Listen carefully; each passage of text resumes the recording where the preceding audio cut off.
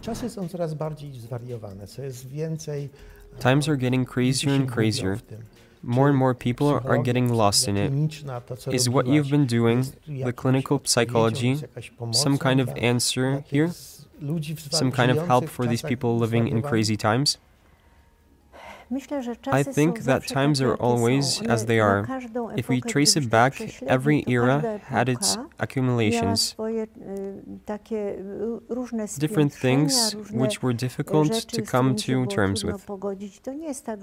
It's not like it's very different today, because it's always been different somehow, especially when we talked intergenerationally, right? The older generation looks at it a bit differently. When you ask young people today if they think these times are extraordinary, they will say no. They will say that these are normal times for their capabilities and what is happening. From our point of view, maybe yes. However, I fear one thing.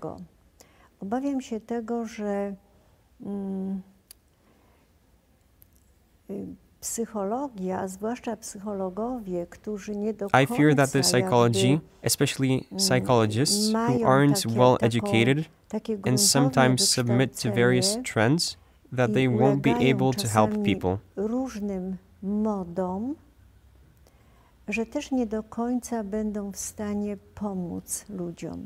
That's what I fear. I fear that some part of the psychology and some psychologists feel that a person can plan their life,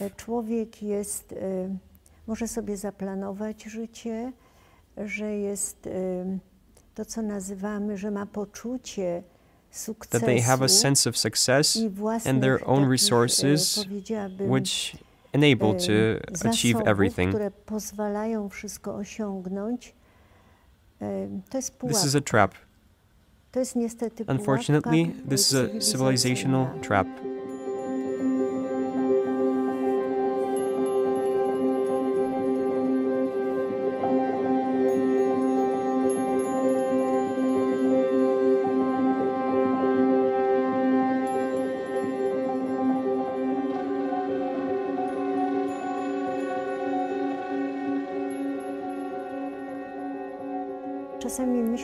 Sometimes I think that being lost in values, lack of internal order, who I am in this world, what am I striving for, right?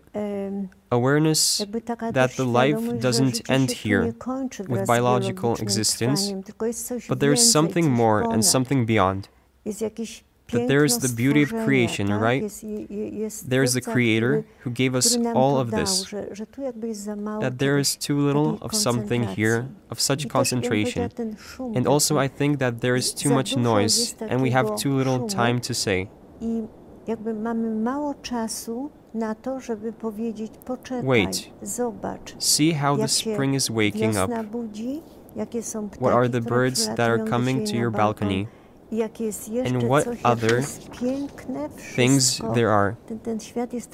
How beautiful everything is. This world is so harmonic, isn't it?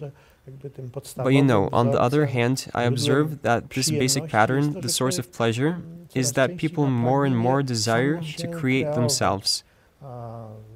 They want to change the shape of their face, their gender, or their identity. If I like spring, I should travel the world to always be in a place where it's spring rather than where it's raining. No, I think that you're talking about hedonistic way of being. But I think this way of being is heavily promoted in the culture now. But it's very elusive, because at some point we come up against a brick wall and we say, I've already seen everything. I don't need anything anymore. If I am not grounded in other values, it starts to be boring. I'll say more. It may sound pathetic,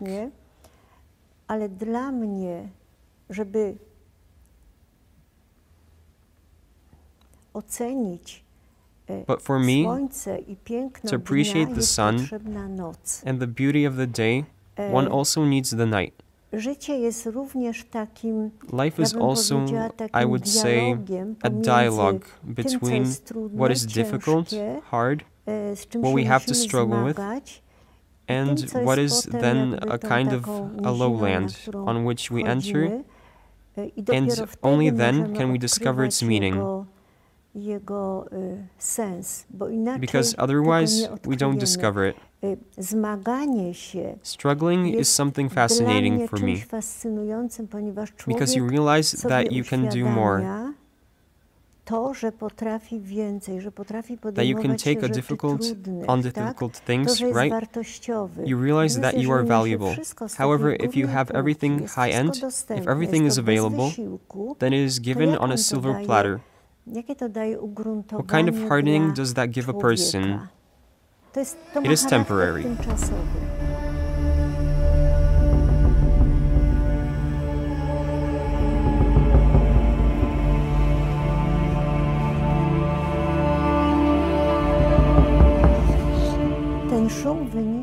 This noise comes from the amount of different things that are happening. For example, radio, television, mobile phones, many applications on mobile phones. And now in order to be able to choose, it is essentially the parent or educator who should teach.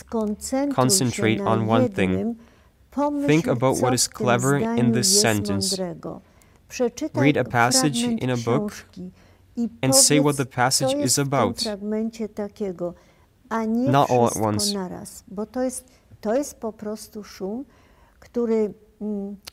Because this noise makes us unable to make a choice. In the past, when I went to the stationery shop, there was one kind of crayon, one kind of paper, one kind of something, right? When I went to the grocery shop, it was 2 teas, how easy it was to choose. Nowadays, you can really get lost in all of it. And there are additional advertisements and promotions. I think at some point, you have to say to yourself,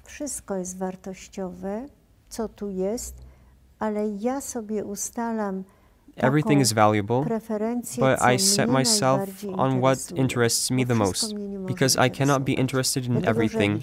That's because a person becomes... That's the social message, the greater freedom. What does greater freedom mean? And what does it mean to? It means you have more alternatives, greater productivity.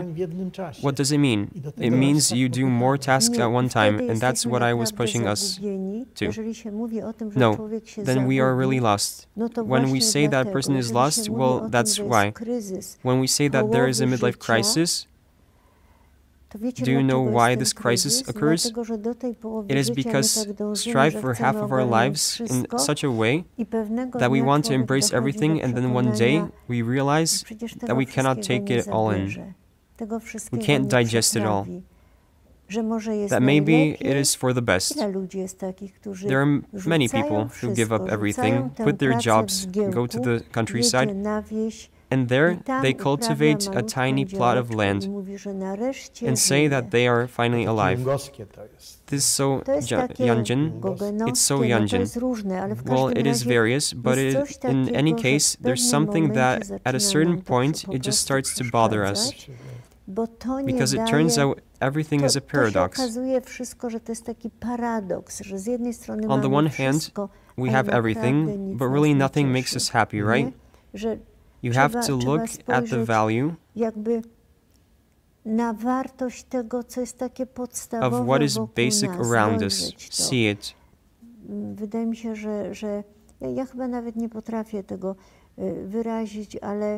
I think that I probably can't even express it, but I do know one thing, that this noise, the excess of information that we have, it causes that we can't make a selection, that we choose wrongly, that we are chaotic, and that we are tired.